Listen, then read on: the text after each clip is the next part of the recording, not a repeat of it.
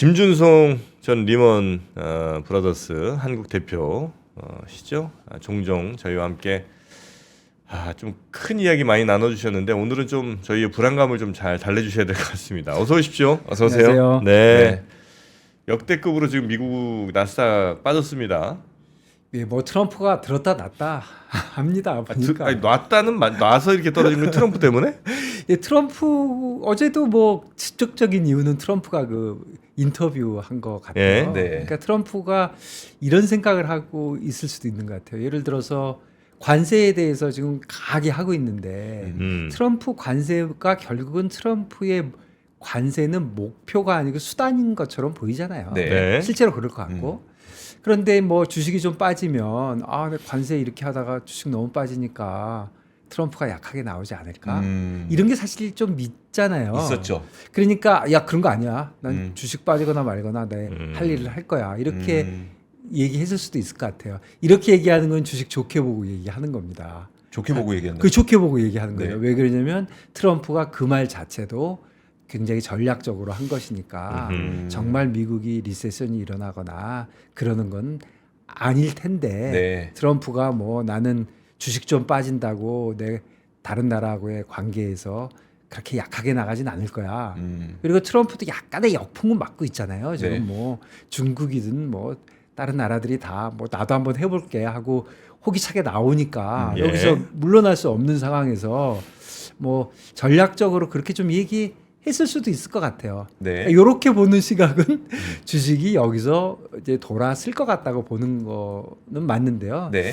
저는 그냥 저한테 물어본다면 개인적으로는 주식이 뭐 여기서 계속해서 빠질 수는 없는 거니까. 당신이 걷는 곳은 그저 뉴욕의 거리가 아닙니다. 이곳은 세계 금융의 심장, 역사의 무대입니다. 모두가 같은 것을 보지만 모두가 같은 것을 경험하진 않습니다. 전원경 교수와 함께라면 뉴욕 현대미술관, 휘트니, 구겐하임, 메트로폴리탄의 명작들이 새로운 의미로 다가옵니다. 3프로와 함께라면 월가의 문은 당신에게 열립니다. 개인으로는 절대 접근할 수 없는 기관 투자자들의 생생한 글로벌 인사이트를 직접 경험하게 됩니다. 예술과 금융, 문화와 자본이 만나는 곳, 당신이 늘 꿈꿔왔던 여정이 시작됩니다. 어디서도 볼 수 없던 뉴욕 파이낸스 앤 아트 투어, 같은 여행도 전혀 다른 경험으로 바뀌는 순간. 자세한 내용은 영상 아래 링크를 확인하세요.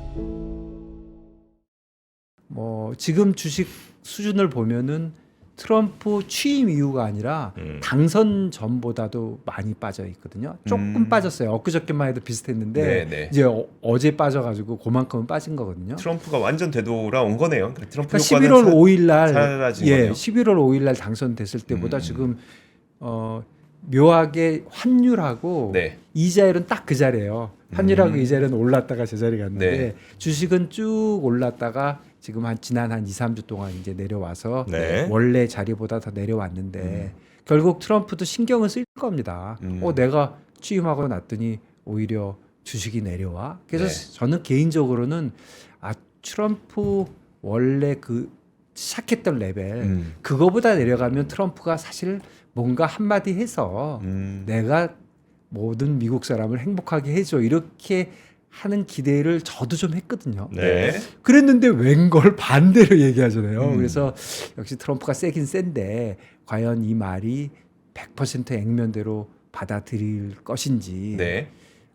다만 관세를 여기까지 벌려놨는데 여기서는 세게 나가야지 트럼프가 뭐 밀리기 시작하면 끝이 없다고 생각을 할 가능성도 있기 때문에 전체적으로 보면 저는 주식은 뭐 또 돌았을 것이고 네. 어디가 바닥인지는 진짜 모르겠지만 이번 기회에 바닥을 한번 잡아보는 게 어떤가. 뭐 오늘일 수도 있고 네. 내일일 수도 있고 아니면 뭐 한두 달 뒤일 수도 있는데 어쨌든 바닥을 잡는 쪽에 트레이딩을 하는 게 맞지 않나. 저는 그렇게 좀 긍정적으로 생각합니다. 네. 이거 바닥이라는 게 이제 어느 정도 저 수준이 있을 거 아니에요. 뭐 수준이 있는데 수준을 보는 것보다는 네.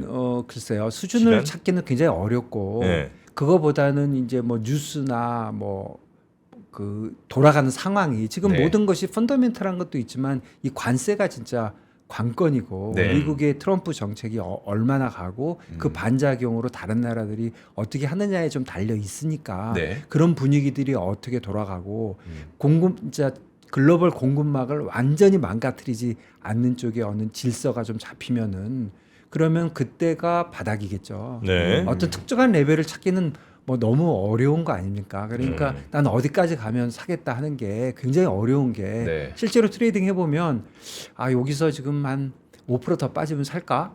하지만 5% 빠지면 못 삽니다. 맞아요. 네, 그거 못 사요. 내가 생각했던 5%가 진짜 빠졌네. 네. 이게 더 내려. 그리고 네, 되게 거기서 무서웠어요. 5%가 네. 안 빠지고 돌아서잖아요. 그러면 네. 그 5% 빠질 때까지 기다리기도 굉장히 어려워요. 네. 아, 내가 오른다는 생각은 맞아. 그렇다면 뭐 5%가 별거 있겠어? 오르면 한 30% 오를 텐데 하고 사기 때문에 뭐 그냥 단순하게 생각해 보면 뭐 펀더멘털 하시는 분들은 제가 이렇게 말씀드리면 처음 뭐 말도 안 되는 소리 한다고 하겠지만 뭐 주식의 어떤 특정한 가격이 그렇게 딱딱 정해져 있는 건 아니잖아요. 네, 네. 그러니까 그야말로 좀 상황을 봐야 되는데 결국은 트럼프에 다 달려 있고 트럼프가 요번에도 이렇게 강하게 얘기하는 건 난 주식 잘 모르겠어. 네. 조금 빠질 수도 있어. 경기 침체가 올 수도 있어. 하지만 경기 침체라고 하는 건 대개 뭐 마이너스 성장률을 얘기하는 거지 않습니까? 네. 그런데 금년에 이코노미스트들이 마이너스까지 간다고 생각 안 하잖아요. 지금 많이 해봐야 2%에서 조금 내려온 수준이니까 네. 그걸 보고 경기 침체라고 얘기할 수는 뭐 그냥 있는 거죠 없는 거죠 모르겠지만 어쨌든 바닥을 한번 어딘가 한번 생각을 해보는 그런 트레이딩을 하면 어떨까 저는 좀 그런 쪽입니다. 그러면 이제 펀더멘털은 지금 어떤 상황인지도 한번 짚어보고 그 다음 이야기 넘어가 볼게요. 그러니까 제가 보기에는 네. 일단 월마트에서부터 저는 촉발했다고 네. 보고요. 네. 그다음에 왜냐하면 앞으로 못 팔 것 같아라는 얘기를 네. 했으니까. 그러고 나서 이제 그 뭐 한참 소비에 대한 우려, 근데 거기에다 관세까지 더해져 이거 진짜 가능하겠어?라고 하면서 GDP 나우에서 마이너스가 찍혔단 말이에요. 네. 근데 엊그제는 파월은 아니야 괜찮아. 이게 되게 혼란스러운 상황이거든요. 펀더멘털이 지금 어떤 상태입니까? 그거 뭐 어찌 알겠습니까? 알 수 없는데 어쨌든 지표들은 조금 미국이 좀 약한 걸로 최근에 나왔죠. 네. 뭐 소비자 센티먼트도 그랬고 네. 무슨 뭐 그런 그쪽에 경기에 관련된 지표도 그랬고 기대 인플레이션도 높게 올라갔고 뭐 CPI도 만만치 않게 잘 안 내려오고 그런 게 최근 한 몇 주 사이에 나온 거는 사실이죠. 네. 그건 사실인데 그렇다고 하더라도 이게 뭐 얼마나 더 나빠질런지 그리고 그거보다도 저는 경기 상황도 중요하지만 한 가지 좀 변화가 있었던 거는 지난 2, 3년 동안 뭐 코로나 이후에 시장은 모든 게 인플레이션만 진짜 초점이 돼 있었잖아요. 인플레이션과 거기에 관련된 기준금리, 거기에 관련된 뭐 실질금리 이런 게 있었는데 시장이 상당히 경기 쪽으로 좀 옮겨갔어요. 아 미국 경기 정말 괜찮은 거야. 네. 미국이 제일 좋다는데 그 경기에 그 문제를 일으켰던 거는 사실 관세를 저렇게 올려놓으면 공급망도 무너지고 미국에 사는 사람들은 괴로운 거 아니야? 가격이 올라가니까. 그러니까 소비자 그런 센티먼트도 나빠지는 거 아니야? 이런 지금 우려가 다 연관돼 있다고 생각하거든요. 네네. 그러니까 미국의 펀더멘탈도 사실은 지금 경기가 나쁘다고 얘기하는 펀더멘탈이라는 것도 기대 인플레이션, 소비자 신뢰 지수 이런 네. 것들이잖아요. 네. 어떻게 보면 그렇죠. 그렇다면 트럼프의 정책에 많이 달려 있다. 근데 다만 조금 긍정적으로 볼 거는 트럼프의 관세 얘기가 목표가 아니고 수단일 것이다. 네. 그렇게 믿는 거죠. 진짜 트럼프의 목표가 관세를 높여서 그 돈을 받아서 미국의 세금을 안 걷고 외국에서 걷겠다. 말은 되는 것 같지만 그거는 좀 말 안 되잖아요. 그건 말도 안 되고 그렇다면 공급망을 완전히 무너뜨릴 거고 네. 몇 년 전에 시장이 많이 빠질 때 보면 공급망이 무너져서 그랬거든요. 그러니까 그런 면에서 걱정은 있지만 미국 경기에 대해서 하나하나 보는 것들이 많이 그런 그 심리 같은 걸 많이 작용하고 있기 때문에 네. 펀더멘탈이 어디로 갈지를 예측하기는 상당히 어렵죠. 다만 시장의 포커스가 경기에 있고 네. 그리고 관세에 관련된 그런 무역에 관련된 거 공급망에 있다고 하면 결국은 트럼프가 그렇게 망가뜨리겠냐. 그러니까 여기서 빠져서 뭐 너무나도 그 늪에 빠지고 네, 오랫동안 주식이 못 오르고 그게 겁나는 거잖아요. 빠져서 오랫동안 가는 거. 네. 예전에 코스피 한 번 빠지고 오랫동안 오래 가는 거 제일 짜증 나는 거잖아요. 네. 일본이 뭐 20년 동안 안 오르고 이런 게 아니라 여기서 얼마나 빠질지는 잘 모르겠으나 돌아서는 거 아니냐. 그렇다면 한번 바닥을 어딘가 한번 보는 게 낫지 않은가. 저는 좀 긍정적으로 얘기하고 싶습니다.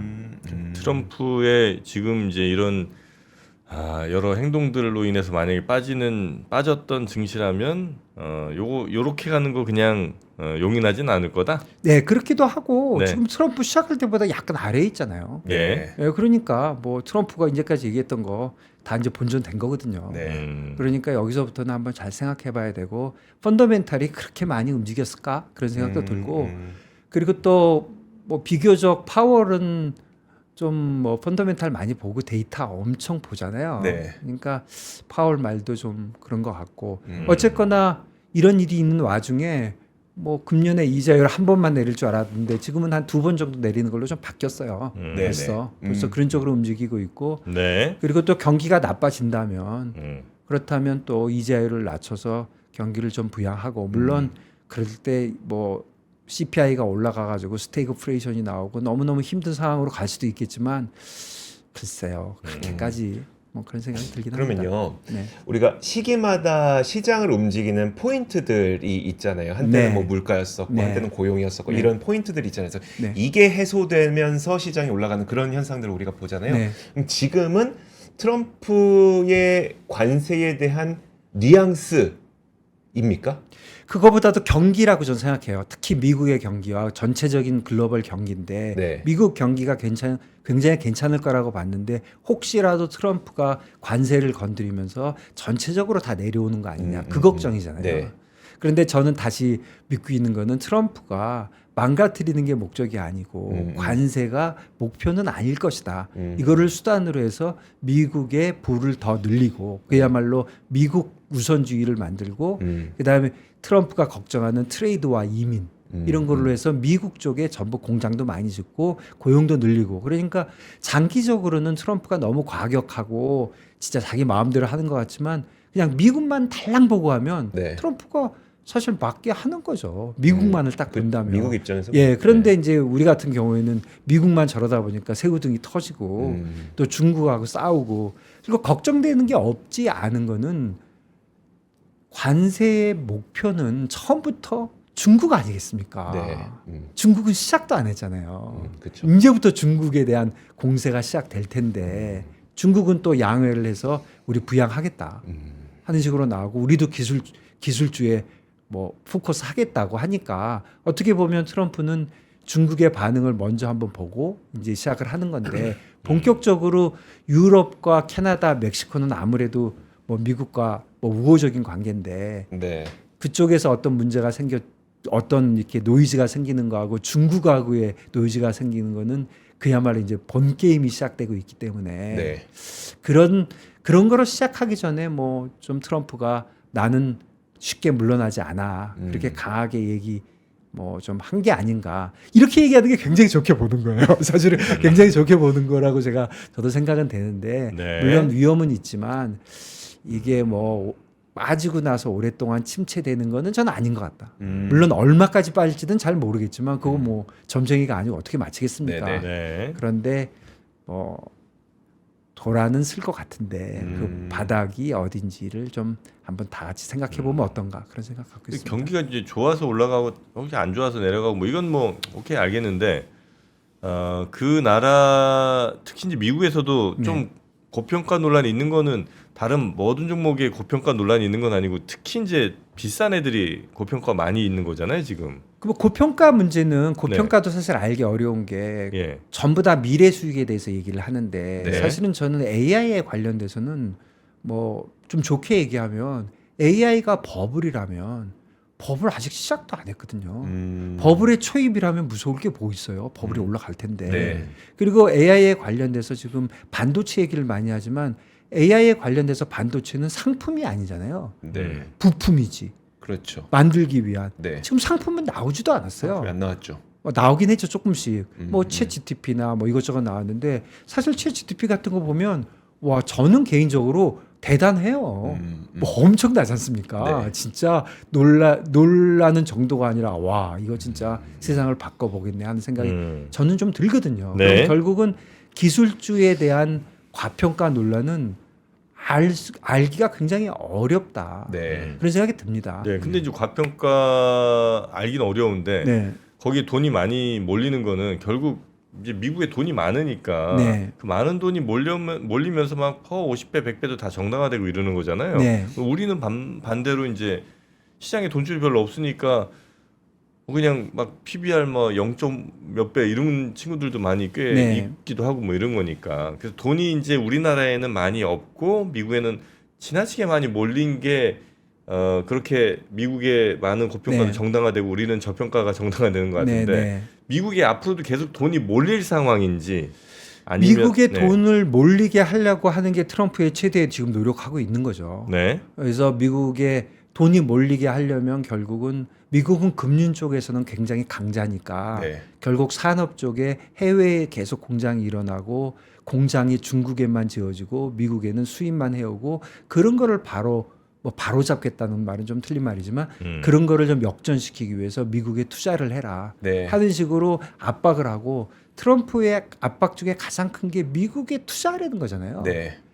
미국에다가 공장 지어갖고 하면 관세를 안 낸다. 그렇죠. 뭐 캐나다한테는 험한 말도 하잖아요. 말 네. 함부로 하지만 뭐 미국의 50 몇 번째 주가 되면은 관세가 없는 거 아니야 이런 말까지 한다는 거는 트럼프의 지금 머릿속에는 처음부터 이민과 무역이잖아요. 네. 그러니까 결국 미국의 모든 돈이 좀 몰릴 수 있도록 계속적으로 그런 거에 노력을 하고 있으니까 뭐 작용과 반작용은 있겠지만 앞으로도 미국이 만만치 않을 것이고 네. 최근에 중국이 AI 쪽이나 이런 테크놀로지 쪽에서 사실 유럽은 사실 AI 쪽에는 이제 진짜 많이 무너져 가지고 네. 미국을 견제할 수 있는 나라는 거의 중국밖에 없는 것 같아요.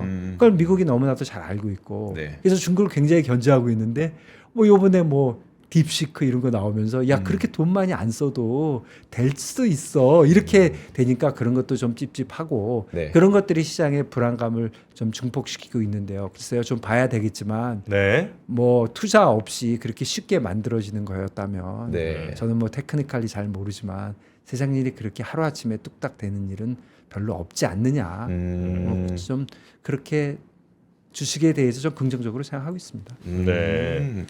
그러면 금리는 그 올해 원래 이제 세 차례 내릴 거야. 네 차례였었나요? 처음에 연초에 네. 네 차례 내릴 네, 거야. 뭐 그러다가 최근에 한 차례까지 줄었었어요. 네, 근데 조금 경기가 나빠지면서 네. 기준금리가 이제 다시 조금 한 번 정도 더 내리는 걸로 가 있는데 뭐 인플레이션에서 그 시장의 초점이 경기로 간 거와 비슷하게 네. 금리 쪽도 기준금리에서 실질금리 쪽으로 조금 포커스가 옮겨간 것 같아요. 네. 뭐 1, 2년 전만 해도 야 파월이 올릴 거야 말 거야 25bp는 3월이야 5월이야 뭐 쌩 난리가 나잖아요. 네. 매일매일. 그런데 지금은 그 얘기 좀 덜 하잖아요. 그 관련돼서 10년짜리 이제 이자율을 많이 보게 되고 네. 사실은 맞는 거죠. 그게 실질금리니까 네. 실질금리라는 거는 경제에 실질적으로 영향을 주는 거지 사실 기준금리가 움직인다고 나하고 관계가 있습니까? 그쵸. 기준금리라는 건 하루짜리 금리인데 네. 그런데 여기에 관련돼서는 베센트 그 재무장관의 효과가 좀 있었어요. 베센트 재무장관이 그 헤지펀드 출신이고 네. 그 진짜 시장 사람이거든요.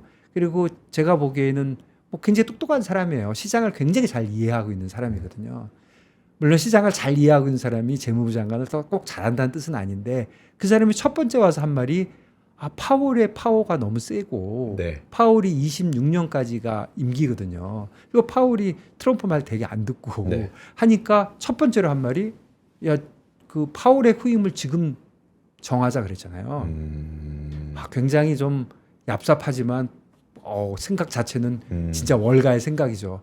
한 명을 더 세워내면 파월이 뭐라고 얘기하면 이 사람이 한 마디 더 할 거잖아요. 그럼 파월의 말이 좀 떨어뜨릴 수 있다. 네. 이렇게 해서 한번 눌러놨고 그리고 제일 많이 한 게 기준금리가 중요한 게 아니고 10년짜리가 중요하다. 네. 그리고 10년짜리 금리 내가 반드시 내리겠다. 그렇게 한 게 뭐를 잠재워 줬냐면 채권 투자하는 사람의 걱정은 네. 채권 투자하는 사람은 주식 투자하는 사람보다 조금 보수적이잖아요. 네. 이렇게 많이 움직이는 건 싫어하는데 지금 뭐 4% 넘는 미국 금리 괜찮아도 보이는데 이게 갑자기 채권이 또 발작을 해갖고 5%, 6%, 7% 가면 어떡하지? 네.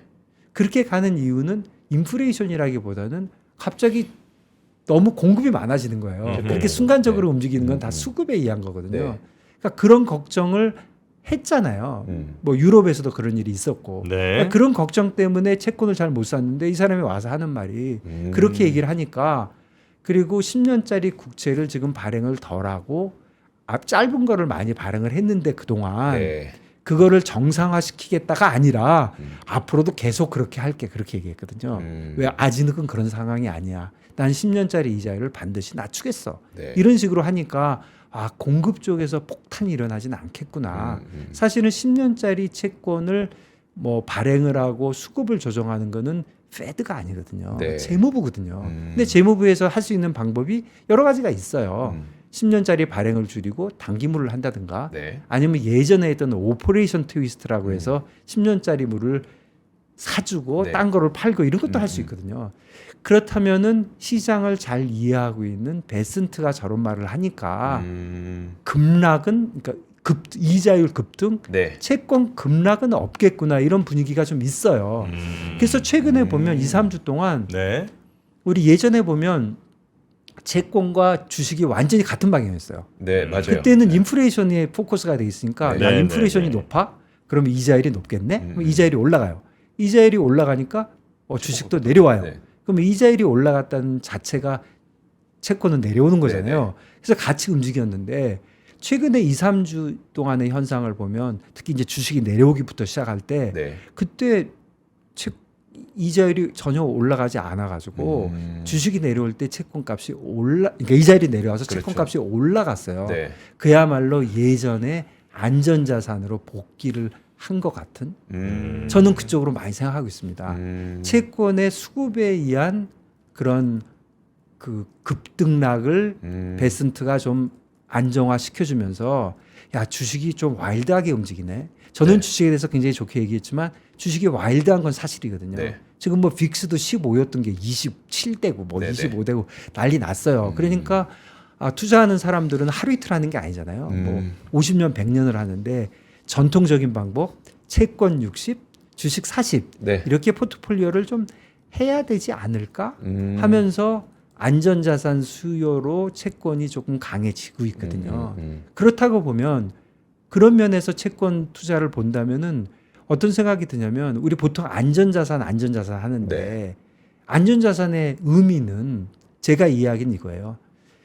위험자산에 대비되는 말이거든요. 네. 위험자산이 대표적인 게 주식이잖아요. 네. 그러니까 머릿속에 다 주식이 있는 거예요. 그러니까 안전자산은 주식에 대비해서 좀 안전한 거예요. 네. 그러니까 야 주식이 좀 내려가면 조금 지켜줄 수 있고. 가만히 있고 네. 주식이 올라가더라도 너무 많이 빠지지는 말고 그러니까 주식과 움직임이 반대로 가야 이게 안전자산이거든요. 네. 그렇다면 채권이 안전자산으로 좀 복귀를 한 거죠. 그래서 채권 쪽은 저는 뭐 주식보다 더 채권 쪽이 더 투자하기 좋을 거라고 생각을 뭐 좀 그런 쪽으로 하고 있습니다. 그래요. 네. 워낙 또 채권을 오랫동안 네, 보아 오셨기 때문에 이 채권에 대한 부분은 저도 굉장히 크게 공감하는 부분이 좀 있습니다. 그래서 오늘은 네. 주식이 이렇게 많이 움직이니까 안전자산 얘기 나왔으니까 제가 뭐 아주 전공 분야는 아니지만 네. 많은 분들이 투자하는 금하고 네. 비트코인 얘기 잠깐만 한번 해보겠습니다. 비트코인. 예. 잠깐 해보면 왜 이런 얘기를 하냐면 결국 안전자산 아니면 대체자산. 네. 야 주식만 사지 않고 야 금 샀으면 대박 났거든요. 네. 지금 1년 전에 비해서 50% 올랐어요. 그러니까 야 주식이고 뭐고 AI고 뭐고 금 샀으면 끝난 거잖아요. 그런데 금을 보고 안전자산이라고 얘기하는 건 그 말은 좀 안 맞아요. 금하고 안전자산이려면 주식하고 반대로 가야 되는데 그렇죠. 반대로 안 가잖아요. 네.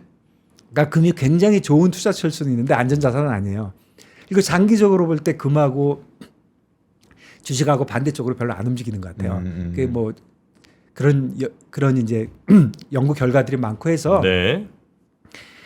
금은 글쎄요. 진짜 어려운데 제 생각에는 우선 금 투자를 하면은 이게 뭐 안전자산이라는 생각을 하면 안 될 것 같고 금은 인플레이션에 대한 해지는 분명히 맞고 그리고 어쨌거나 돈이 많이 풀려 있는 건 맞잖아요. 네. 그러니까 돈이 많이 풀려 있으니까 돈의 가치가 떨어져 있으니까 거기에 대한 대체적인 투자로 금이다. 이렇게 생각할 수 있는 것 같아요. 네. 그러니까 결국 그런 거는 좀 유지될 거는 같은데 금 투자할 때 진짜 조심해야 될 거 하나는 그 중국의 금 수요예요. 네. 중국이 외환 보유고를 이제 외환 보유고라 그러면 보통 달러도 갖고 있고 남의 나라 그 커런시를 갖고 네. 있고 뭐 금도 갖고 있고 한데 미국이 얼마 전에 러시아하고 우크라이나 전쟁 났을 때 러시아가 갖고 있던 그 달러 외환 보유고를 못 쓰게 했거든요. 네. 네. 그러니까 사람들이 깜짝 놀란 거예요. 야, 달러 갖고 있었는데 미국하고 사이 나쁘면 달러 못 쓰게 하네. 이거 제일 놀란 사람은 중국이잖아요. 그렇죠. 네. 중국과 이제 그 친구들인데 네. 러시아 같은 경우는 야, 그러면 달러 대신 위안화를 갖고 있으면 되겠네. 그래서 위안화로 많이 바꿨어요. 네. 그런데 중국은 위안화는 자기네 나라 통화잖아요. 그렇죠. 그러니까 위안화는 안 돼요. 음. 그러니까 중국은 거의 다른 대안이 없어요. 음. 그러다 보니까 금을 많이 늘렸거든요. 네. 그런데 그냥 우연히 그런 당시에 중국이 갖고 있는 금 보유량이 다른 나라에 갖고 있는 보유량보다 상대적으로 외환 보유고에 대한 비중이 낮았어요. 그게 사실 지난 1년 동안 중국이 엄청 샀습니다. 네. 그것 때문에 올랐을지도 몰라요. 그렇죠. 그렇다면 거기서 어떤 문제가 생기면 금값이 내려갈 수도 있죠. 네. 그래서 그거를 조심해야 된다고 생각하고요. 음. 좀 현실적으로는 아까 채권 투자 얘기할 때도 네. 제가 채권을 이제 투자가 좋겠다고 하면 조금 단순하게 얘기하면 그럼 채권 투자 어떻게 하면 좋은가가 좀 궁금하시잖아요. 근데 채권을 현물로 하기는 거의 어려워요. 네. 미국 국채 같은 거 단위가 1,000만 불 단위로 거래되거든요. 그렇죠. 그러니까 개인은 할 수가 없고 네. 근데 한 가지는 ETF 같은 걸 살 수 있는데 네. ETF 뭐 1배짜리도 있고 3배짜리도 있고 마이너스도 있으니까 그걸 할 수는 있겠지만 그거를 하게 되면 어떤 문제가 하나 있냐면 그 원금에 대해서 환율 리스크도 생기잖아요.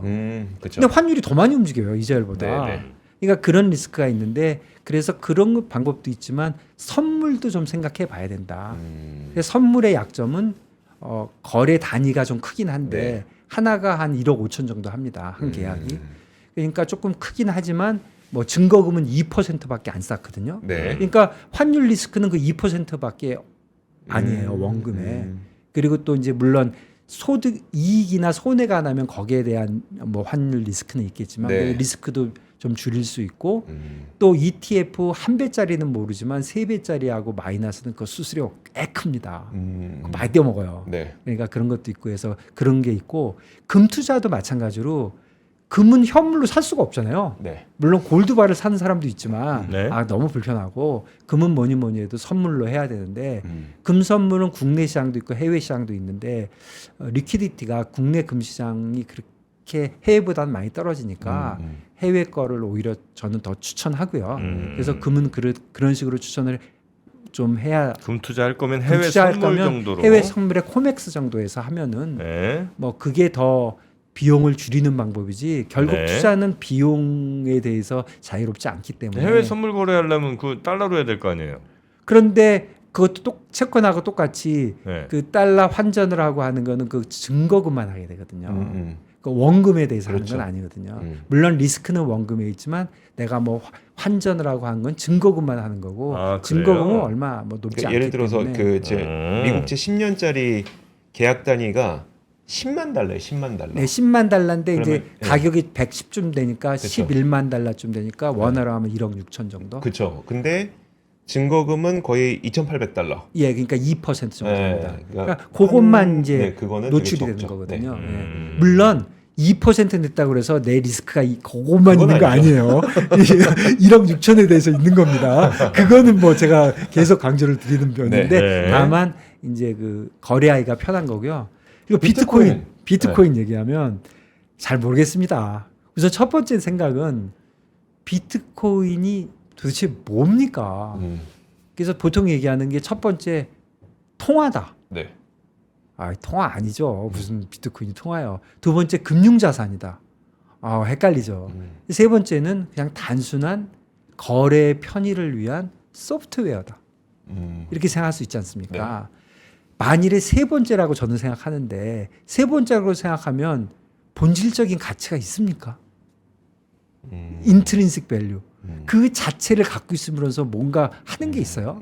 주식을 사면 회사가 돈을 벌고 뭐 있는데 이게 본질적인 가치가 없다고 만일에 생각을 하면은 네. 그러면 이 가격은 더 골치 아픈 거죠. 본질적인 가치가 없으니까 빵원일 가능성도 있지만 본질적인 가치가 없으니까 무한대일 수도 있는 거죠. 근데 비트코인은 총량이 2,100만 개로 네네. 딱 정해져 있거든요. 그리고 현재가 한 2천만 개 정도 돼요. 2천만 개 정도가 되니까 앞으로 더 늘어나는 거는 굉장히 조금밖에 안 늘어나고 비트코인을 지금 누가 갖고 있느냐를 한번 보면은 네. 그 사토시인가? 그 이제 개발자가 아직도 5%를 가지고 있고요. 네. 100만 개. 그게 한 5% 됩니다. 그다음에 바이넌스 거래소가 한 3%. 그다음에 그레이스 갤리라고 그 운영사 있어요. 네. 거기가 한 3% 갖고 있고 거기까지가 3등이고요. 4등부터는 1%로 뚝 떨어집니다. 4등이 누구냐면 미국 정부예요. 그리고 7등이 중국 정부고. 그러니까 4등부터 7등까지 거의 그냥 1% 수준이거든요. 네. 그 정도 갖고 있고 탑 10이 갖고 있는 게 17%밖에 안 돼요. 결국은 엄청나게 분산돼 있는 거죠. 네. 전 세계적으로. 그러니까 비트코인은 본질적인 가치에 대해서 아무도 알 수 없는 거기 때문에 굉장히 많이 오를 수도 있고 빵이 될 수도 있는데 다만 저는 그냥 제 개인적인 생각에는 비트코인이 이렇게 선점을 했는데 디지털 관련된 디지털 자산에 대해서 네. 이게 뭐 빵이 될 것 같지는 않아요. 그리고 막말로 하면 비트코인을 사고자 하는 게 뭔가 돈 세탁하고도 연결 안 됐다고 할 수 없거든요. 그렇죠. 네. 돈 세탁의 니드는 앞으로도 100만 년 동안 있을 것이고 그렇다면 비트코인이 하루아침에 빵원이 되지는 그렇겠죠. 않을 것이다. 네. 그렇다면 비트코인은 많이 오를 수도 있다 이런 생각이 들어요. 비트코인에서 돈 번 사람들은 매일매일 트레이딩한 사람 아니에요. 네. 2달러, 10달러, 1,000달러, 10,000달러 때 사가지고 줄창 들고 있던 사람들이거든요. 그래서 비트코인 투자는 선택을 해야 될 것 같아요. 개인들은. 둘 중에 하나예요. 매일매일 트레이딩을 한번 해보겠다. 엄청나게 볼로타일 하니까. 네. 근데 그분들은 꼭 뭘 전 생각해야 된다고 생각하냐면 트레이딩을 매일매일 하는 거 있잖아요. 저도 좀 해봤거든요. 네. 그거 많이 한다고 경험이 쌓여갖고 잘하지도 않아요. 그러면 타고난 사람이 있냐? 그렇지도 않아요. 그냥 어느 날 잘하다가 어느 날 못해요. 그러니까 그게 믿을 만한 게 아니고 그 다음에 그 상대방은 사람이 아니에요. 대부분 AI입니다.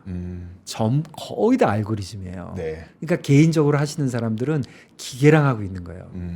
만만치 않은 싸움에 하는 건데 그렇다고 꼭 하지 말라는 건 아니에요. 왜냐하면 그쪽에 재주가 있는 사람이 있어요. 네. 운이 있을 수도 있고 그 방법이 하나 있고 또 하나는 지금이라도 사놓고 눈 감아버리는 거죠. 한 5년 눈 감아버리면 네. 지금 비트코인이 2천만 개인데 10만 불이면은 시가총액이 2조 달러잖아요. 네. 애플이 3조 달러잖아요. 그러니까 비트코인 큰 난리를 치지만 전체적으로 시가총액이 너무 낮아. 이렇게 생각할 수도 있어요. 네. 100만 불이 되면 20조 달러가 돼요. 그렇죠. 네. 그러면 지금부터 10배예요. 지금 좀 떨어졌으니까 뭐 15배 이렇게 돼요. 그러니까 아직도 그런 쪽이 있기 때문에 비트코인에 대해서는 제가 이렇게 얘기하면 비트코인 전문가들이 저 욕 엄청 하겠지만 알지도 못하는. 예, 알지도 못하는 시간 제가 너무- 하는 너무 거지만, 지났어요. 예. 뭐 그런 것 같습니다. 그래서 네. 비트코인도 꼭 뭐 물러서야 하지 말아야 될 건 아니지만 네. 선택을 좀 잘 하셔서 트레이딩을 해야 된다. 네. 알겠습니다. 자, 오늘 또 너무 말씀을 이렇게 푹 빠지다 보니까 네. 시간이 너무 지나버렸습니다. 자, 얼른 저 오프닝 벨 라이브로 저희는 네. 마이크를 넘겨드리고요. 저희는 내일 아침에 뵙겠습니다. 함께해 주신 여러분 고맙습니다. 감사합니다.